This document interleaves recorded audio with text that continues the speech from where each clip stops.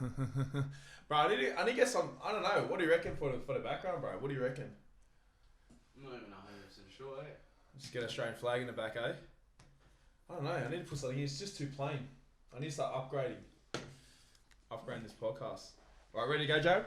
Yeah, man. All right, sweet. So 3, 2, 1. That's for you, Jared. G'day, everyone. Welcome to the Go podcast. This week we're on episode 12. Today we have Joey here. Me and one of the brothers here. So me and Joey, we met at the gym, and then so we built our relationship from that. Joey has a lobbying business, like a tree arborist. Tree arborist. Tree business.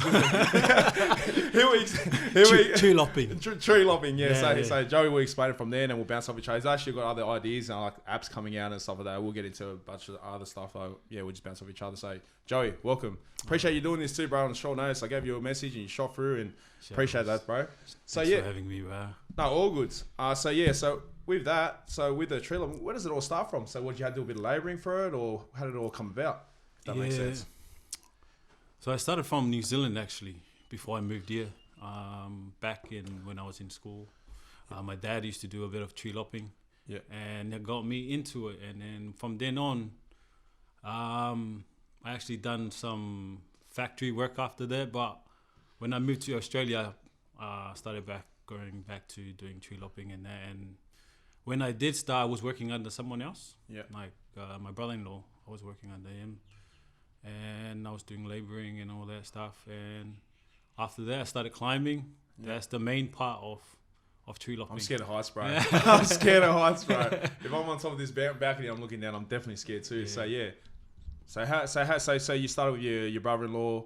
You got involved with that. When did you come to terms with going, I actually might start my own career? When did that come to play? Or was there a bit more to it before that, if that makes sense? Yeah, actually... So my brother-in-law and I, we were actually going into different ideas of direction we're going with the business. Yeah. So I would say I wanted to speed up the process and get into other things that my brother-in-law was a bit slow on, but not saying anything about him, but just the direction. Yeah, directions of what we wanted to do with the business, but. I thought it would be easier if I just do it myself and without asking for his advice or permission. Like you know, you have to go back and forth with someone to what to do next and all that stuff. Yeah. So I thought I'll take it on and see where it leads up. But he helped me a lot along the way. Yeah. But he helped me with how to get clients and all that stuff. So we decided to go in our own ways. He done his stuff, he's doing his stuff, and I'm doing my stuff now. Yeah. So it's obviously good because you got good communication with each other, and you're talking about getting in together. But it sounds of it, you guys are doing your own thing, but you're sort of supportive in that sense. Yeah. So one's helping each other out and stuff, and that's what business is all about. Yeah, Business sells business type thing. So with those contacts, does he do the same thing you're doing, or are you just doing like you both are doing your own thing? But is he doing tree lopping too, or? Yeah, he's still doing tree lopping as well, but just not as much as he used to. Yeah. So he's a bit slowed down a bit now and focus on the family a bit more. But yeah, so you're doing thing. Yeah. So how does how does it work anyway? So if you get to a job site, walk us through that, because obviously I don't know much about it. All I see guys climb up trees and cut down branches.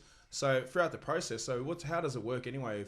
Like what tools you need, or is there a certain amount of boys you need for a certain amount of things? So what's the kind of examples you can sort of chuck out, if that makes sense? Yeah, well, for a job, you probably need at least 4 people there. Yeah. You got a climber. Yeah.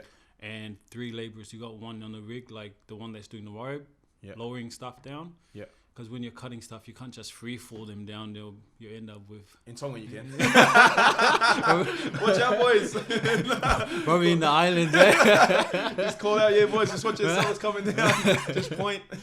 Yeah, that's... But, so you got a rigger, so the ones that are lowering stuff down, and you got a lowering rope, that person is responsible for it. Yeah. And that person actually plays a big part on the climber, because if he does it wrong, the climber actually can get killed at worst. Yeah. So if you don't have any knowledge of holding and lowering the ropes, if you hold it for too long, so I thought I don't know if you want to go into deep on how to cut it. No, go into it. Mate. That's what the question's all about. Because I want to get into details, so I have a bit of an idea, and even for the viewers out there to see that's what it's all about. So details is good. Yeah. So some people might think it's just straightforward, but there's a lot into it. Like especially if you're climbing in 40, 30 meters above. Scary. I won't be doing it. But But the rigger has a big responsible for the climber and what's the surrounding. So if you're cutting a big branch, right? If you're trying to make it, let's say you're trying to, because there's certain ways where you're trying to turn the branch and make it sort of go down with easy. Easy. And if it's on top of like power lines or a house, so you don't want to be jumping on houses. Yeah. So if you hold it for too long, so you have to let it. You have to hold it and then let it swing. Yeah. And if you hold it too long, the branch can actually bounce back and to the climber, and it can go. Some people actually have died from that. Oh no way. Yeah. So if the rigger is bad, bro, you're in the hospital or dead. Yeah. That's pretty much So the rigger, so the most important person in the rigging positions is the rigger itself. Like I mean, in the tree lobbing section. I'll be the climber. Yep. And the rigger, so they have to be in experience. Yeah. So those are the two main, especially if you're doing big jobs. And tree lopping is actually the second most dangerous job in the world. So yeah, bit of facts there. Well, bit of furniture. But I don't know about now. But the last time I checked, it was So what sort of safety requirements would you say to sort of avoid these kind of accidents happening, if that makes sense? So like, do you got what's in place? So say if, you know how we're talking about, you know, if you're holding the rope too long, the branch can come by. Is there anything you guys have? Is there a structure, or is there a certain thing where you guys like certain plans of how you guys got to cut it? Yeah. So how does that work for them to avoid that from happening, if that makes sense? Yeah, it all comes down to experience with the climber and the rigger and that. So they'll go and assess the tree first. Yeah. And they will talk about how they're gonna deal with each branches. So first of all, when you do deal with big trees like that, you always have to go out and assess it. Yeah. And you got to come up with a game, it's like a game plan, how to bring this down. Yeah. So it's pretty much like your mentality of how to bring it down is you have to tackle this tree in certain ways, and how to make it easier for the laborers underneath as well. Yeah. So that's what it is. You go there and assess it, and you have a look at it. Even the guy that does the quoting, they will have a pretty good idea of how to bring it down. So if the quoting person, like I do quoting now, I don't really do much climbing. My brother does the climbing, and he's qualified as well. So for me, I was just doing freestyle because for my background is freestyle. Like I started from pretty much learning off my brother-in-law, and he was just teaching me and my dad. Yep. But I've gained experience over probably say 10, 12 years now. 2008. Yeah. 12 years. That's a lot of years. Yeah. Because obviously something like that kind of job obviously requires people who are not scared of heights. Yeah. I'm scared of heights. So people who are scared of heights, that's definitely not something you'll recommend. Not a career or pathway you'll tell them to go down. Pretty much. But if you want to get over your fear, but how do you get? So were you ever scared of heights? Yeah, I was actually. You were scared of heights. What? Yeah. Bro, I'm telling you, if I was on the side of this balcony, bro, I'm like just a bit shaky. You know what I mean? Like the other boys one day, like we were at the Hilton Hotel, so we were at the penthouse, and the boys were up there, and then the window was in the city. If you go right to the edge, you literally it's just a drop. Yeah. Bro, I was standing like 6 meters away, bro, and I was talking to him like, so where Jared is, I was like 6 meters away. I was talking to him, bro, I don't like heights, man. I hate it. So it's definitely not something for people who are scared of heights. Scared of heights. Yeah, I actually was scared of heights. But growing up, I had no option. I had no choice. Like when I moved here, my dad was actually guiding me to how to do it. So he was too old, and I had to step up. Yeah. And when you have to step up, no matter, you have to get over your fear. Like doesn't matter if you're scared, but you look at your dad, you wouldn't want him to climb at that age, and you're like, but I'm glad I did that. Hey, I'm glad I got over my fear of heights, and because is it like that on a tree? Like when you're cutting it, is it like does it sway a bit? Depends. Some trees actually, bro, when you're up there, it's moving, it's swaying a lot, especially when it's windy. But I wouldn't recommend to cut a tree when it's windy. Yeah, because It's too can happen. dangerous. Yeah, too dangerous. But you can still, if you're experienced enough, you can still do it. Is there like a rain policy? So if it's raining, there's no cutting, or do you guys just like?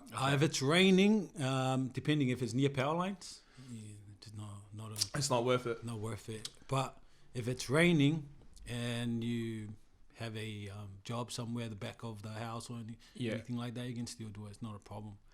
Is there a job ever too big, or there's no job too big, too small? You guys take it all, eh? Oh, we take it all, man. We're hustlers. Yeah, hustlers. Yeah. No, it's mad. That's good.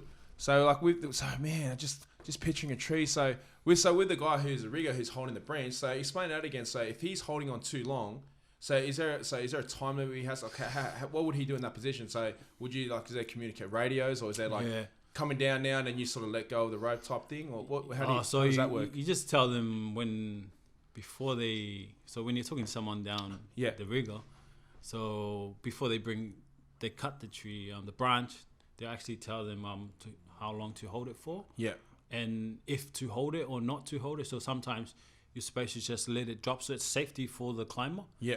Most of the branches you're not supposed to hold it because it's too dangerous for the climber. You're supposed to drop it at least a meter or something like that. Yeah.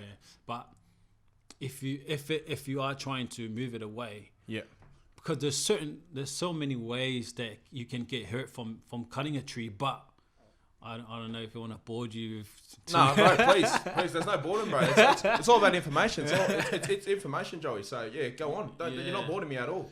Yeah, so if you got certain trees with certain branches in different ways, like it's like an art of work with tree lopping. 100%. Yeah. So if you got a branch, let's say this is the tree here, right? You've got a branch going that way, and there's a house there, right there, and you need it to go across, but there is no branch that you can take your lowering rope on that side, so it's easier to go across, right? Yeah. So you got to find a way where your lifeline is. So you're on a lifeline is what's attached to you. Yeah. You got to find a way above that to try to bring it. But remember, there's not much movement because the rope that's on that you want to go across, it's limited. You're limited, and there's no branches there. So the lowering rope is right there with you, on top of you. Yeah. So there's only small movement. So you got to do a scarf or what's a scarf? It's like you see what a hedge, like a wedge when you do a wedge. And I know what you're saying. Yeah, it's like a V shape type cut. Yeah. So you do that, and then you're trying to angle it into a different ways. Yeah. So that's the thing you got to work with.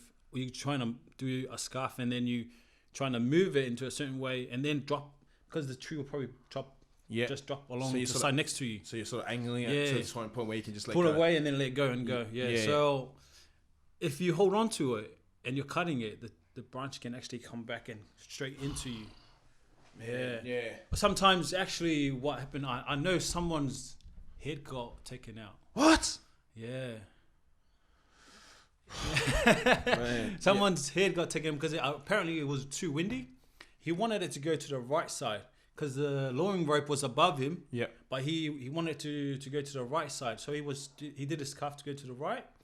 And as he was cutting it to go to the right, apparently wind blew and the wrong side. Took it to the wrong side, so it came along his neck.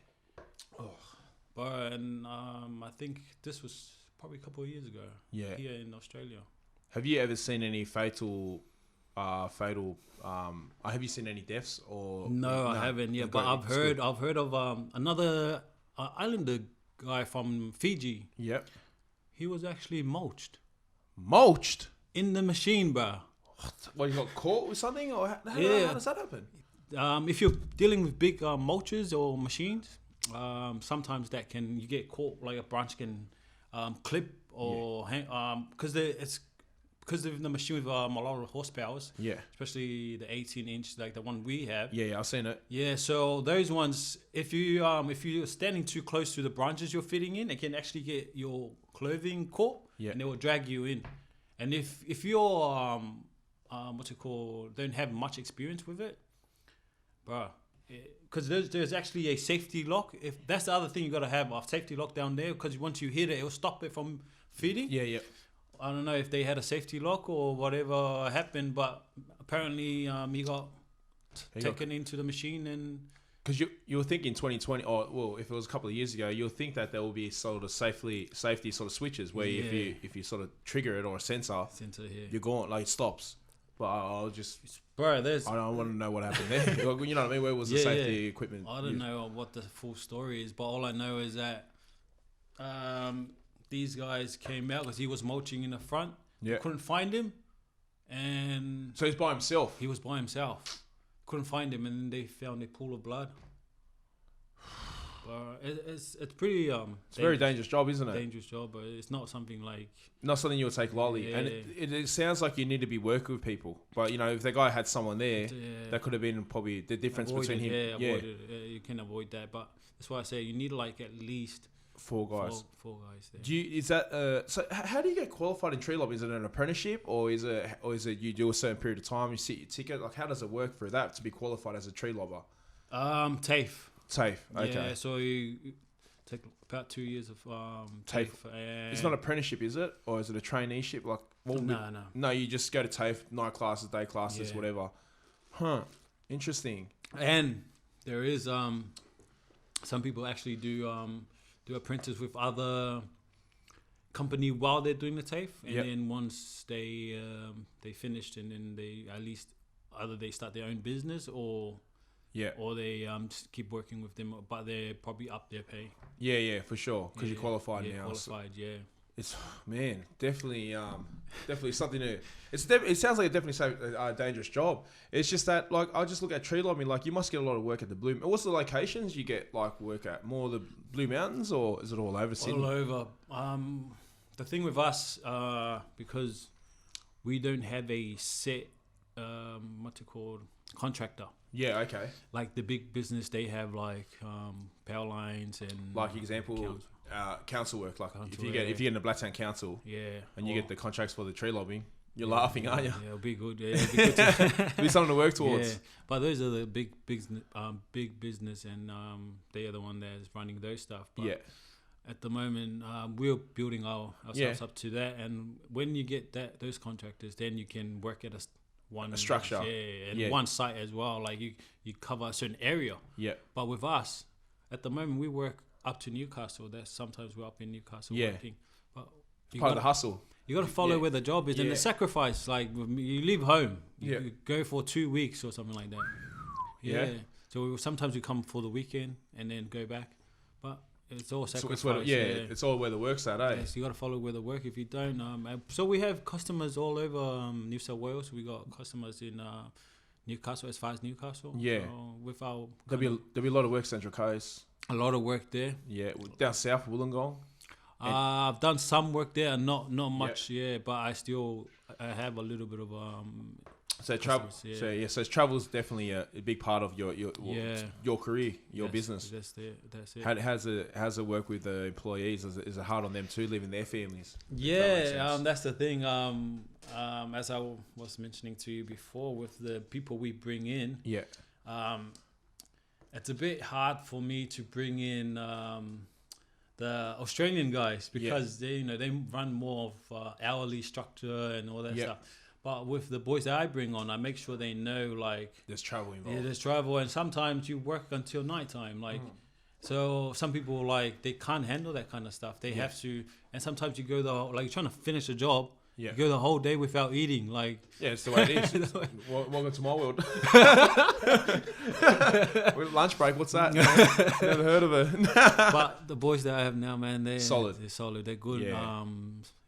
But they're in to work. They want to make money. Yeah, and that's what it's all about. I think, I don't know, my experience is that when you be honest to your employees of telling them, like, this is how it's got to work, the margins are this, if we don't finish this is why people don't get pay rises type thing. I think if you be honest with me personally, I sort of just be honest. Like, I don't really care. Like, what's there to lose? A bit of honesty, and fine, I'll take that. Yeah. But when you have employees who understand what the go is, of why we don't get the breaks or why we have to push this job, it has to be done, and what's next to come. I think once they have a good understanding, I think that sort of helps because it's communication. Yeah, It's it like, is, yeah. you know, there is sacrifice in anything you do, whether it's, you know, with the family or with the business or with work or whatever it is. But I think if they sort of know and people are honest up front with it, then they sort of have their expectation. Oh, it is what it is, and you get a better attitude on it rather than holding information. I think information is the key, which is why we had the podcast. No, but yeah. So, you know, definitely, I think communication is definitely part of business, and I think it helps employees and employers, if that makes sense. But that's definitely true, bro. If you're honest with them, yeah, they know what they're for up sure, for, and they're all right with the hours they work for. Yeah. And you gotta cover them. You gotta look after them. 100%. Oh, it's always them first. I think that because I look at employees as furniture. Like, if you don't have a couch, it's got to be uncomfortable sitting in your lounge with no couch and watching TV. Yeah. So you sort of want to make your business sort of comfortable in the sense of not comfortable, but comfortable in a sense where things are just in place, and you know everyone has a purpose, everyone has a role. And if you have the couches there, you got somewhere to sit and you got somewhere to enjoy your other things. Yeah, so that's a good way of looking at it. Oh, it's another analogy, bro. This is an analogy. So no, but in saying that, so with tree lobbing, we won't get into that thing, but we'll get into it soon. So what challenges do you come up against with the business? Like, is there any challenge? Like, what's something hard like every day you probably have to face, or what's a challenge that you come up and you're like, oh shit, this is what I have to deal with? Is there any challenges? Yeah. Well, with any business, like. It's always the customers. Oh, okay. Yeah.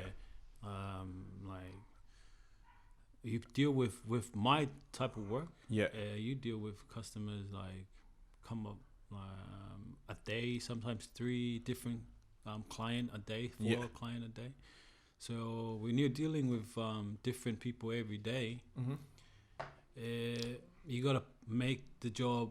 You gotta please them. Like you gotta do it properly, and not everyone's easy to. Some people have high expectation of how to do the job. Yeah. And if you don't do it properly and the way they expected it, they have a lot of headaches. But like you're trying to make them happy, and but we sometimes like you get into like kind of trying to explain your side of the story of what agreement. Like you make an agreement and you tell them, oh.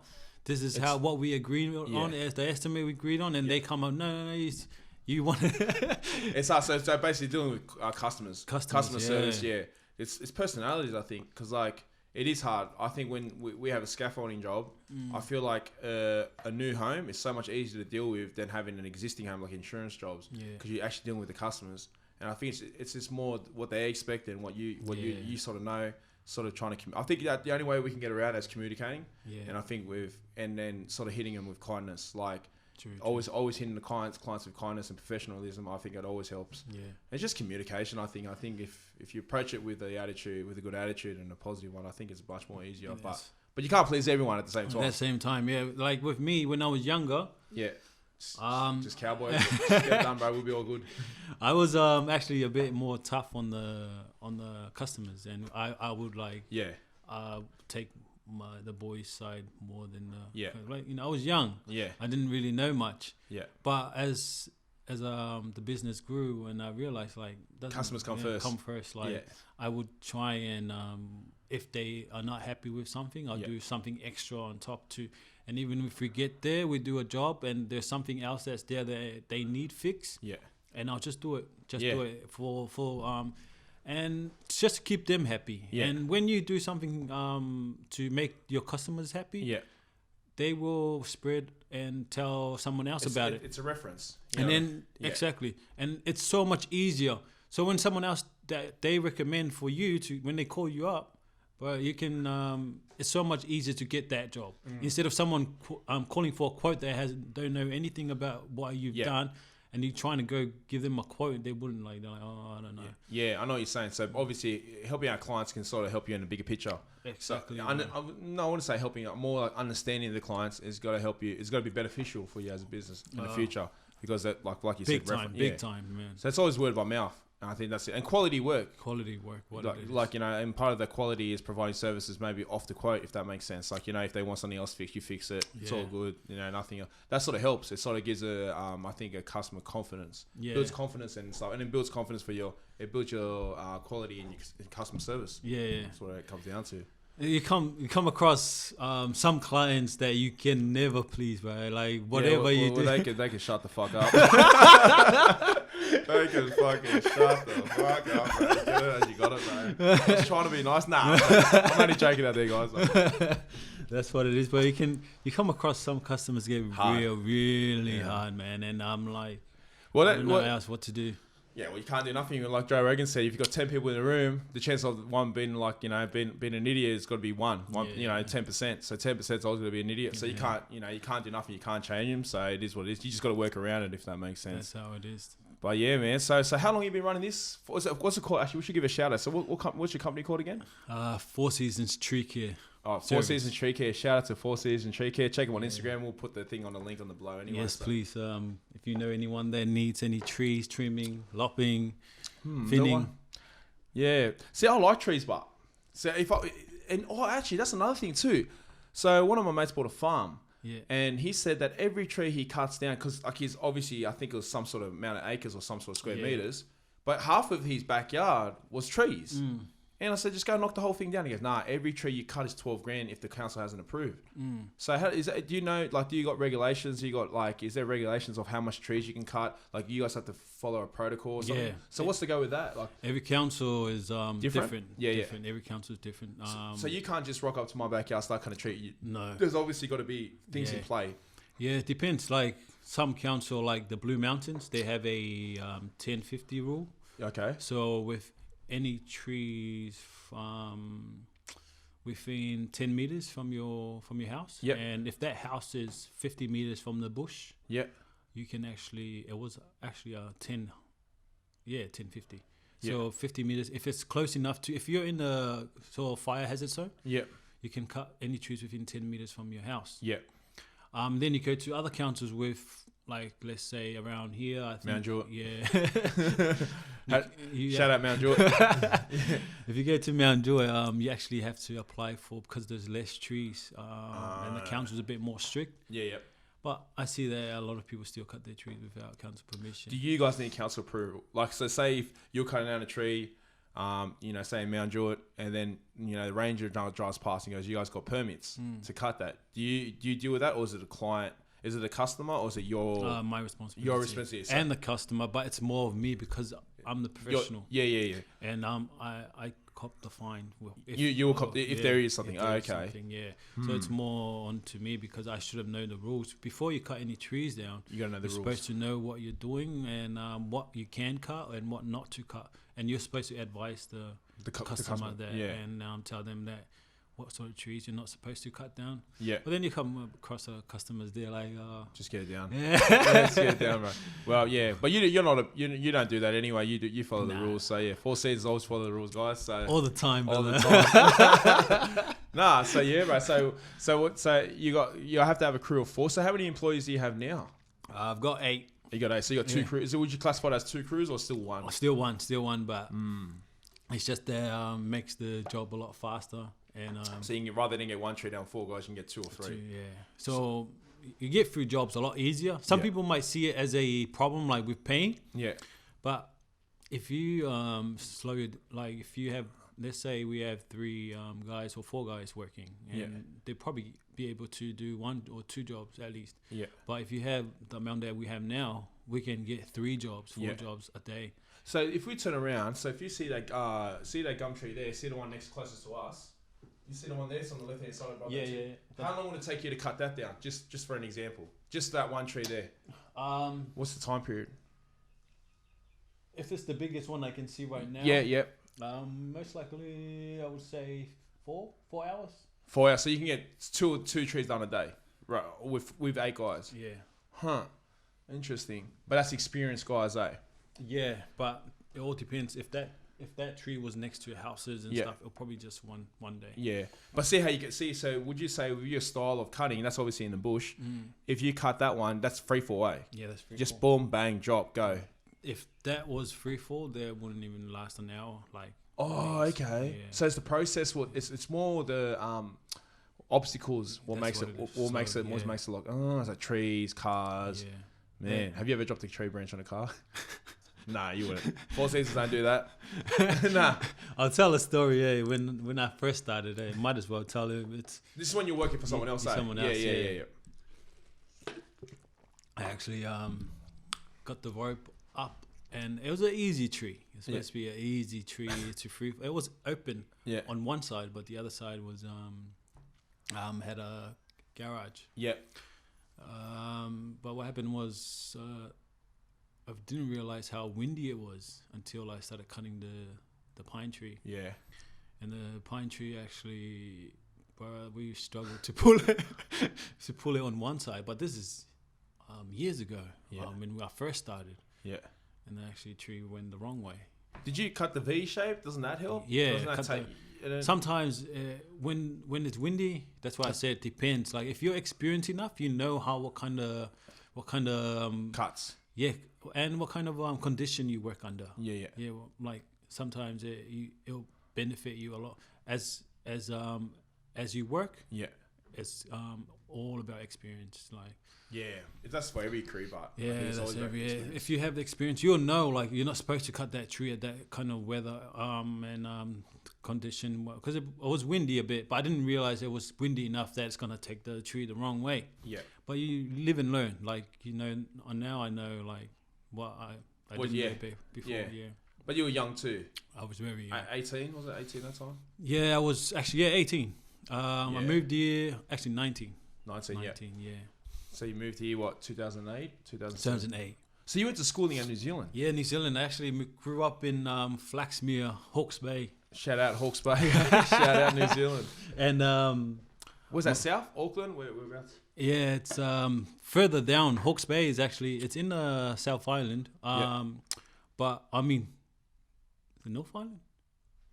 Yeah, I think it's in North Island. Yeah, North Island. Yeah, and it's Auckland or no, it's further down. It's in between Auckland and Wellington. Oh, okay. Yeah, so I grew up in where the orchards and all the apples and picking and all that stuff. Oh, so farm. So you grew in a farm. Yeah, that's mad, bro. I wish I sort of grew up in a farm, but that's that's where you grew up. So, what do you miss anything about New Zealand, or what's the difference actually with the living style compared to there to here? Because you've been here 15 years now? No, it would have been 12 years. 12 years. 12 years now. Yeah. What's the difference? What's the difference in condition wise? Like, New Zealand for me, I struggled a lot with work. Wasn't that much work? Yeah, but it was a lot of like work-wise over there. It's not much. Really, like depends. If you're working in a factory at the time, I was actually getting paid when I finished school. Yeah, I think I was getting paid about say $11. Yeah, but New Zealand's out. Cost of living, isn't it cheaper or no? No. Shit. So I was getting like almost 300 and something, close to 400 a week. And your cost of living is so New Zealand, bro. What's going on, bro? But that's why, like with the islanders there, you have to have 3-4 people working to have one family survive, man. That's where there's. I didn't know that. Yeah, bro, it's pretty bad. When I was there, I heard that the people's pay is getting better and all that What's stuff. the Prime Minister there? What's her name again? I actually don't know. Oh yeah, it's the lady. Yeah. So yeah, she must be doing a good job then, I guess. I think. Shout out to that Prime Minister. Yeah, but they're doing a good job, but still the housing and everything, the living there, still expensive. Like buying a house over there is ridiculous. Like you're buying, because the cost of living and what you're getting paid is not equivalent to buying a house. No, it's not. Bro. And in Mangere itself, they're selling houses for like 800 to 9. Mangere. So what's Mangere like? Equivalent to Mount Druitt, or or is it equivalent to more like Guildford and Liverpool way? Like I would say Mount Druitt. More Mount Druitt. Yeah. And like. And that's like $800 there. Yeah, and you're getting paid at 11. And that's not even a new house. That's the three bedroom, or sometimes maybe 2 bedrooms. Man, what the hell, bro? And New Zealand's actually. Is it a clean country, bar? Like green? It's a beautiful, like the weather and the nature there is beautiful. What about the food? Everything in New Zealand's always better food, eh? That's why everyone say, hey, when New Zealand stuff is way better. That was the Cepho bros. Way better. Yeah, but To me, it's different. Like everyone's different. Yeah, I like the Australian food. Yes. Oh, yeah, okay. I like the Australian food. Like if you're into like bakery and all that stuff, Yep. New Zealand's good, but I like Australian food. Would you ever move back there or No, I wouldn't. I wouldn't move. Maybe retire or nah? if I was a millionaire. I would. Oh, okay, yeah. Like if you're settled, like if you're good, Yeah. if you Financially stable, yeah. you're stable, and have you saved enough money Yeah. to buy a house outright, and Yeah. then just live something, maybe a investment, and then Yeah. you can live there for sure. Yeah. Would you say the living condition, not living conditions, but would you say you would live there if you retire? Because like obviously Sydney is a bit too fast. Like it's a bit too. Yeah. Would you say if you could, would you live back there when you're retired, or would you say nah, you like Australia better? Like you can see yourself here forever. At the moment, I'm not thinking of moving back to New Zealand. I love Australia. Yeah. You love the weather. Yeah, the weather, and the stuff there, the culture, like going to the gym. Yeah. And Oh, okay. that's like a big thing here. Like before. Speaking about gym. Yeah. Yeah. You go. It's a big thing here. Like in New Zealand, it's not like everyone goes to the gym, but over here, it's like a culture. It's culture, yeah, for sure. Like, go to the gym. It's like, and I vibe with that. Yeah, because you did a competition. We'll tap into that. So what was it? The men's physique 2017 was it? 2018, I would say. 2018. You came first. You came first place. Yeah, that's true. Mr. Steal Your Girl. Nah. Bro, how hard was it, but because your body looked friggin', it still does, but you know what I mean? Like how hard was it? What was the most hard thing? The diet or the training? Yeah, or what was diet. Diet. Yeah, it's the diet, bro. I love training. Yeah. I actually, when I was doing that competition, I was training twice. That's how much I was loving it. I trained in the morning and afternoon. I was training twice a day. And you loved it, eh? It speaks volume because you came first. Yeah. Was that Rudy Hill? Where was that competition at? Like, I did the Central Coast one. Central Coast one. And then I did the Australian one, which I came first in the Australian A and B, like the Australian natural bodybuilding. Yeah. I actually came first in my age group. Yeah. But I would say I came second it was a close. Overall, yeah. But there was no second place. When it goes overall, there's only one winner. Yeah. But it was, to me, I thought, I'm not being a big head about it. I thought I had it. Yeah. And it was close enough. But the guy I competed against, he was really good. He was a lot older than me. Was he on some secret juice? That natural body, shut the hell up! Everyone's on the sauce, mate. I wouldn't. I can tell you didn't take anything, eh? You were all natural, eh? Natural, eh? Yeah. I think that's what Islanders need to promote themselves as, like their natural gift. Not say gift. Well, they got natural good DNA. I'll say DNA for it, like genetics for it. Genetics, yeah. They actually got like. See, you're a person who done it. And you came first, and a lot that was of my these, first time too. Yeah, and you would have only trained really hard for a year. Would you say that, or because you naturally got a decent, like, good body, and then you just tune it up within a year, and then you came from number one in the New South Wales type thing. So you imagine how many other Islanders who can potentially have that. But the problem is the food, man. The food, yeah. The Uber Eats. We got the size, and we love training. Like the Islanders, like we love to go to the gym and do. Not all Islanders, but some, the ones who do, they go good. Yeah. Yeah, and like. They just has to the discipline. Yeah, that's what it is. Discipline. Food, with the food and when you get together with the family, that's harder. The hardest bit. Like, I struggle with that. Like because we have family dinner every Friday night, and Sop suey, muli pipi, all that stuff. Have the food all in front of you, and here you are eating a salad. Bro, it would have been hard for you, wouldn't it? How hard was it? It was a struggle. Yeah, it was a struggle. But sometimes I actually had a taste of some stuff. I cheated sometimes to eat like the meal I'm not supposed to, but then I always like make up for it for the next day.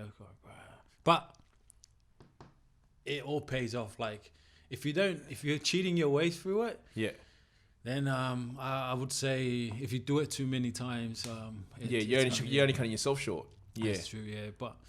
You know, I'm not gonna say I don't know, but a lot of bodybuilders out there, I'm pretty sure they've come like they've been tested, and they have They got cheated. Yeah, they got cheat meals. They Yeah. got cheat meals. And they stuff. have cheat days. Cheat days, yeah. So the cheat days, there's not even much. Yeah. So it's still a cheat day, but you get to have what you don't have during the week. Yeah, bro. But I'm pretty sure there's a lot of people out there that have cheat day like other days they're not More- supposed yeah, to. yeah. Bro, that's hard, man. I've got on probably about 4 diets with JP. Shout out to JP and his nutrition. Oh, he's the man, he's yeah, the bro. man. I've had like 4 or 5. And I'm not stuck to one, bro. I've not even done 4 weeks, bro. 2 weeks feel good, and I'm back to McDonald's. But bro, I remember when the first time I did the diet, I felt good, bro. I felt different. First 2 weeks, bro, my cheat meal was literally a family box and a couple of extra things like nuggets and stuff like that. And a whole box of Krispy Kremes. Oh, But when you train that way and you stay healthy, I ate all that and I felt nothing the next day. Yeah, I didn't feel good. Like I felt good. I think it was only a one-off, and I remember that. And I eat like bad, bro. And I don't feel like it did anything, but I just didn't stick to it. And I wish I sort of did. I think I need to get back into it anyway. It's just back to discipline and stress mixed all into one thing. But yeah, no. I thought I might shout out my boy Danny Schneider. Yeah, Schneider. Shout out. Shout out. What's it, Muscle Bros? Muscle Pros and Shout out Danny from Muscle Bros for his meal plans, eh? yeah, he's the one that took me under his wings and helped me along the way a lot with knowledge, especially knowledge of workouts and certain stuff. Like, you know, like sometimes we go to the gym and all we do is Same thing. Yeah, and ego lifting. Like you look, like you look at everyone else doing massive all these weights, and you feel like you have to do something like it's that. an ego thing. Yeah, I think. it is, I think it's like this guy. Me, I'm gonna get less, bro. I just want to get the results. You know what I mean? But even shout out to TES boys. That's Clay and his crew. So he was telling me too. I had him first on the podcast. So shout out Clay and Christian doing your thing. Those guys are doing well. They're doing well, yeah. So we'll run it back with them again. But like Clay was telling me that it's when you concentrate on a muscle, you don't have to be too exhausted because you're concentrating on it. So like that's why he was telling me that you burn yourself out by putting big weights on and going an extra mile and doing all the big stuff. But I was always used to that training. I was always used to just being pushed with like footy and kickboxing and all that stuff. So it was always pushed. But he's more he concentrated on the actual muscles, telling me that if you concentrate on your back muscles, you shouldn't walk out of the gym exhausted. Your back will be, but like other things should be still like going. Yeah. And if you look at like the way they train, it's very concentrated on the certain muscles, and that's where the bodybuilders do it in the men's physique, or you know it yourself. Yeah. Would you say that's a true statement? Like that's very true, because you don't have to train hard and all that. You can just concentrate on certain things, and would you say that that's where you get more results more quicker? With bodybuilding, you get result from focusing on one muscle, and doing 20 exercises on that one muscle. And there's results. It's true, because everyone that's doing bodybuilding will recommend to do the same thing. Like you listen to them, and then and they're big for it. Yeah, big for it. Yeah. But if you're not someone that's bodybuilding, but you just want to look good, then maybe you can actually do the other stuff, cardio and mixing workout. Because sometimes I actually, like right now, I'm not competing. I actually do like a whole body workout. Yeah. And it makes me feel good, because it's like a functional stuff. Yeah, and it's like a fitness as well. You're losing a bit of weight as well, and I feel good. Yeah. But when I focus on one muscle, it's like a mental thing. It's telling me like I'm not doing enough. that's what I feel like, bro. So, exactly, because I even said to Clay, so what we were talking about, I go like, say if we're doing our arms, everything's on arms, and your arms are gone, but your body, you're still breathing, you're still walking. I feel like every time I train hard, I've always trained to the point where I can't walk, or I can't breathe, or I struggle to get out of the gym. And I think that mentality was when I was young. But as I'm getting older, I think I need to start structuring in the sense of what do you want out of it, and sort of plan it and see if that benefits you. Because obviously everyone trains differently. Yeah. Like I wouldn't expect someone off the street to come into the gym and train the way I do, because it will probably burn them out in a sense. But at the same time, I sort of like the style where you're concentrating on muscles to try to make that better. Because obviously my abs are not like yours. I come from the same background of you. Like it's always pushed. Always like, because I played a lot of sports as growing up. Rugby in New Zealand. Rugby league, volleyball. I've done boxing as well. And from those backgrounds, like training is different. Yeah, whole lot different than when you do bodybuilding. Yeah. So when you switch over to bodybuilding, you got to focus just on certain muscles. Certain muscles, yeah. Yeah. And every workout is one muscle is like 4 workouts onto that muscle, and you're pushing it. But I guess if you want those type of results, you got to have to go down that road because you have to. Yeah. Because if you start trying to mix more things into it, you're not going to get the best out of that. I'm guessing, if that makes sense. Yeah, that's true because because if you do your arms as a bodybuilder, then you start doing cardio, miss the cardio, you're losing weight. It will take longer for it to build. Is that correct? Or actually, people actually do. I'm no scientist, so I'm no nutritionist, but yeah. I was actually with me and Danny, he got me to do cardio every day, but that's just walking. Oh yeah, that's all right. And that's fat burning. That's just fat burning. Yeah, so it's not really high intense cardio. It's just walking and burning fat. Yeah, but with muscle training, focusing on one muscle, but you got to switch it up as well. Like sometimes you do heavy. Yeah.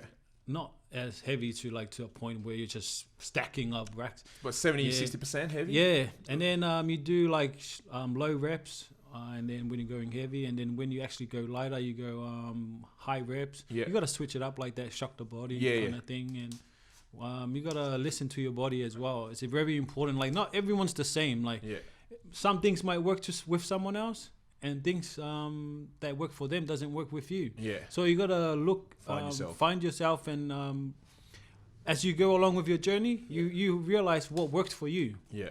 And then you inject that to your training, because if someone else is with your kind of body, your training could be different. What works for you will not be the same as me. So I'm saying it's not like you have to do this in a certain ways. You got to find what's right for you and what's right for me. Yeah, because I feel like you said, I think it's a mental thing now because I can't concentrate on one. Like, say if I do chest, I'll do chest and arms. Yeah. But then I would try to do, I need to feel like I've done my chest and arms.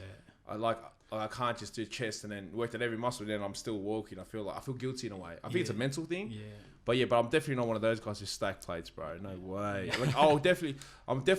Especially also getting older, I'll definitely pick technique over strength. I'll always pick technique over just to put plates on or anything in general, because technique is what's really got to win. And you don't want to. I don't think it's hard because if you're 50 years old, you don't want to be that burn yourself out at 30 or 20. Yeah. And then you're living with the damages later on. Yeah. I think functional training is good because it's an everyday exercise. Yeah. It's everyday movement, dropping, lifting. If you're kids, you're lifting up kids. You're doing functional things. Yeah. I think that's more implemented in life. I think it's all about lifestyle, because if you can live a bodybuilder's lifestyle forever, then that's good because you can have it forever. But I think with the amount of stress and stuff, even NRL players, footy professional players, you can't really live that much your whole life. So as you get older, you also get wiser of how to use your body too. Yeah. So that's just experience, I guess. Yeah, that's true. With the people that's lifting a lot of heavy weights and that. Randy Coleman, look at him. Yeah. You know what I mean? He's the freaks or freaks. You know what I mean? But now he's sort of paying for it now, if that makes sense. Well, it's all up to comes down to the person. If that's the kind of training they like, and they want to push themselves to a different level. But he's a beast. Yeah, only beasts do that. So yeah, that's true. That's true. With some of the boys, one of the boys that helped me as well is Winston. Yeah. He helped me along with my journey as well with training. I don't know if you know it. Yeah, he did comp, didn't he? He didn't comp. He was shredded as hell. He done a comp back then. And his training is. Sometimes actually join their training just to get the pump and different. Yeah. To change it up your routine. I can't keep up with them boys. What are they called? The 100%ers. 100%ers, yeah. Shout out to 100%ers. Shout out to the 100%ers at Revo's gym. Yeah. Bro, they're they're strong, bro. I wouldn't be able to lift up their weights, bro. I look at that, I'm like, nah, man. When I train with the boys, they're strong, bro. They're strong, man. They're strong, bro. But their body shape's different. That's the thing. Yeah, they're powerlifters. Some of them, because they do high reps as well. I don't know how, but some of the weights they were doing, it's kilos plus. No thanks. It's freaking massive, bro. It's they do up to 100 reps or 50 reps, and 100 reps. 100 reps. Far out. Yeah. You alright, bro? Yeah. It's crazy, but they love that kind of training. So for me, when I switch it up, I go to their training just to push me. My body will be pushed to another level. That with strength too, but strength training, bro. It's crazy. Yeah, they're freaks, but they do it every day. Every time I see them at the gym, they'll be like. And do you know when I moved here in Australia, I used to go to a what's that, New Dimension. Oh yeah, Mount Druitt. Yeah, Mount Druitt. That's where I met Winston. Wasn't he at 145 or something with the one that was after? Oh, okay. So he was in New Dimension before he moved there, and when I met him there, so he's been training since.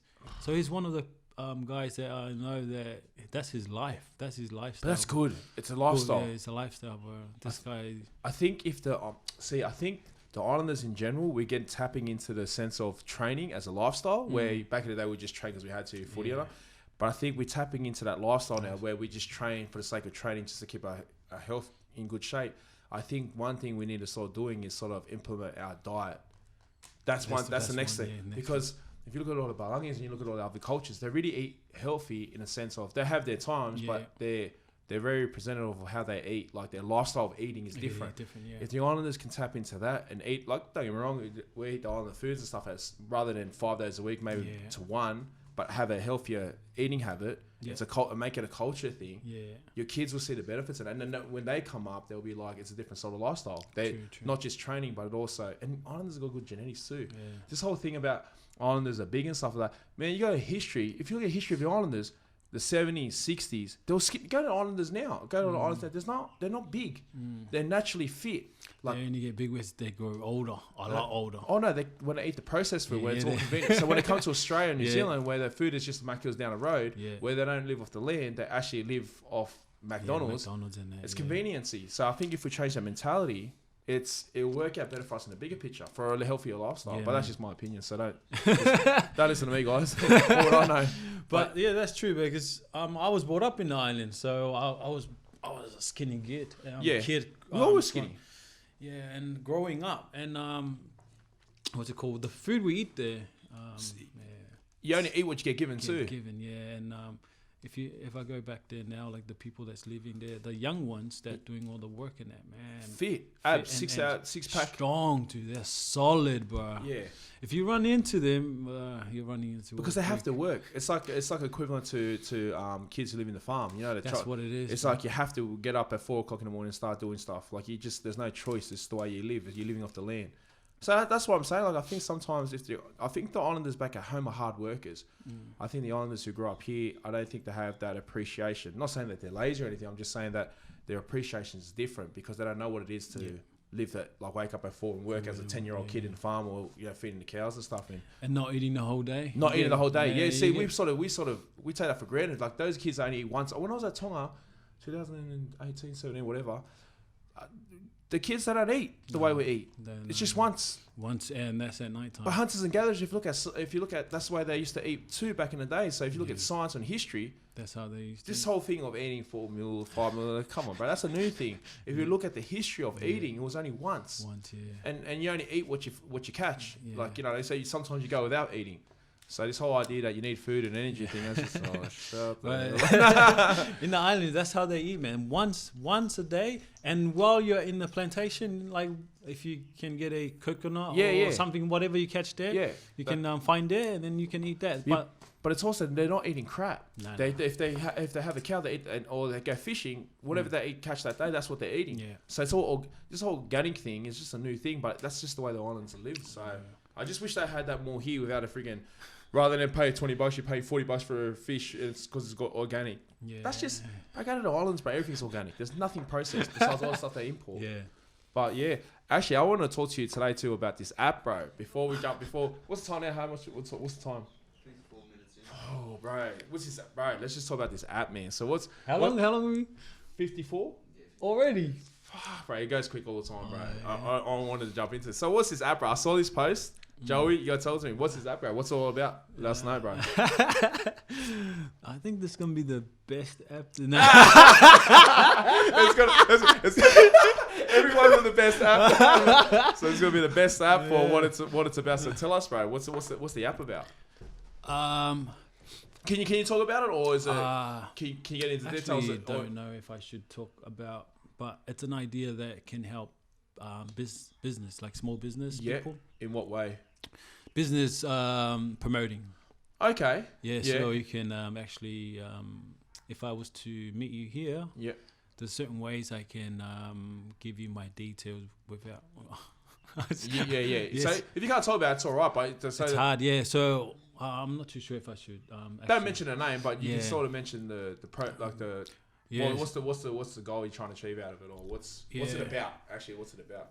It's just more of into business wise, how to connect better with other people, your customers, and your promoting wise. That's what it is. Oh, so it's marketing, and connecting more faster with other business people. Yeah, so especially clients. Yeah, so just an example. So if you have a concreting business, it's named Joe's Concreting, and your client is like a builder.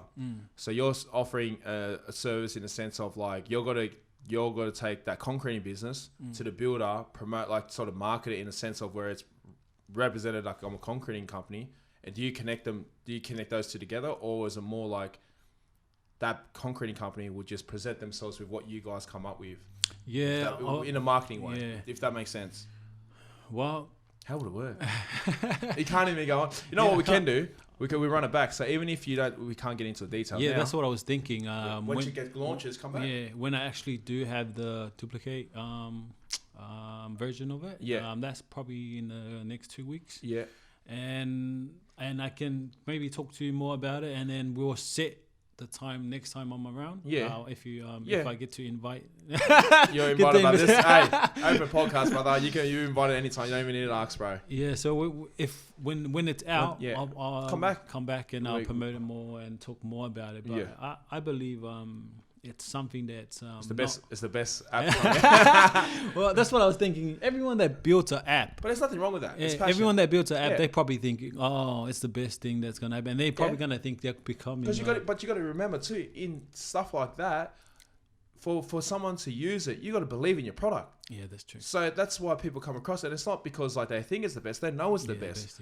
And that's how you sort of got to approach it. And you got to believe in your own product. You're selling something to someone, and you got to believe it. If you're like half-assed about, oh yeah, look, man, it's okay. I don't have confidence as a customer. Like I'll be like, I want someone who's bang. Okay, this question, what is it about? Bang, answer. Okay, so I'm like, oh shit, this guy's got the answers. So that's what's all about.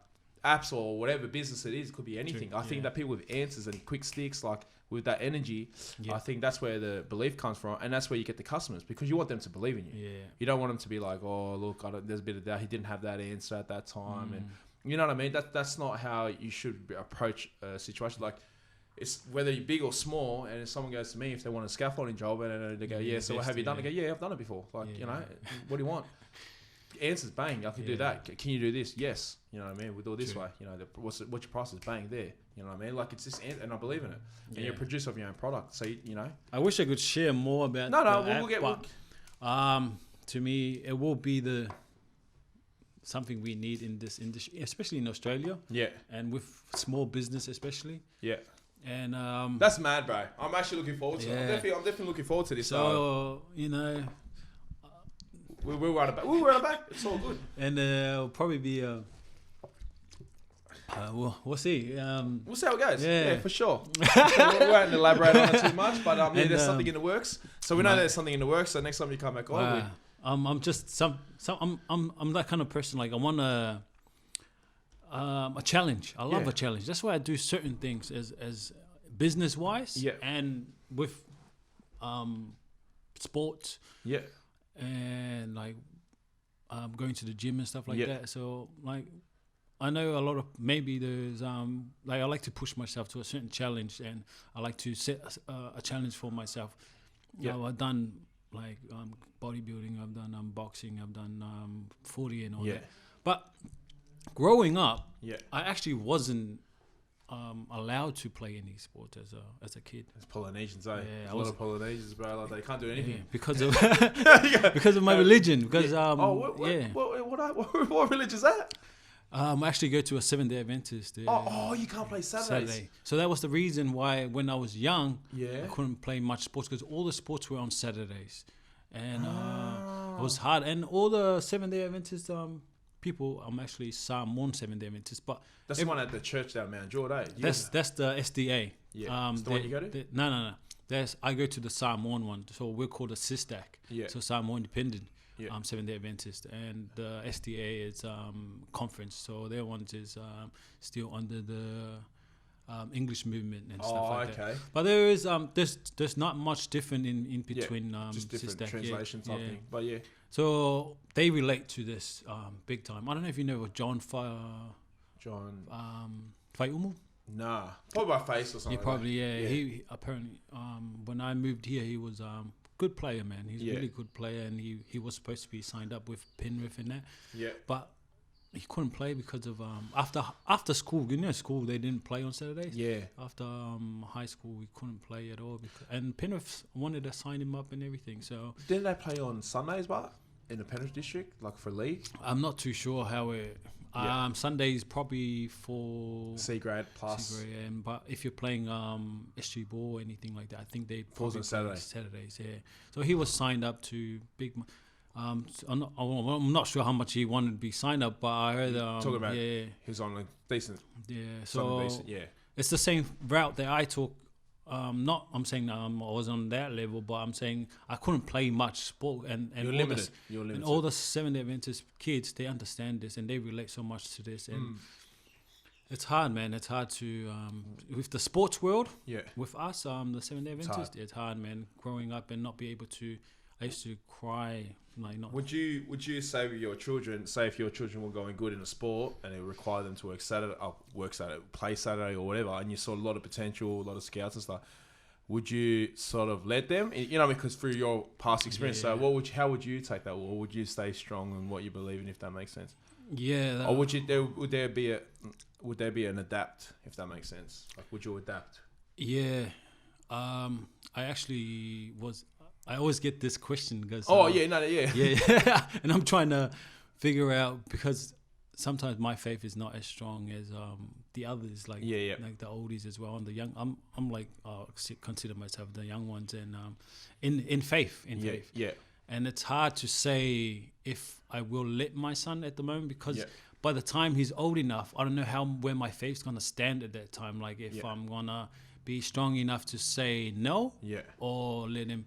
But from the Christians, like from the beliefs side of view of things, I shouldn't let them play on Saturday, because with our beliefs, it's a day set apart from. Yeah. I don't know if you know much about. No. I heard a bit. I got a couple of boys. Who are 7 days of Adventist.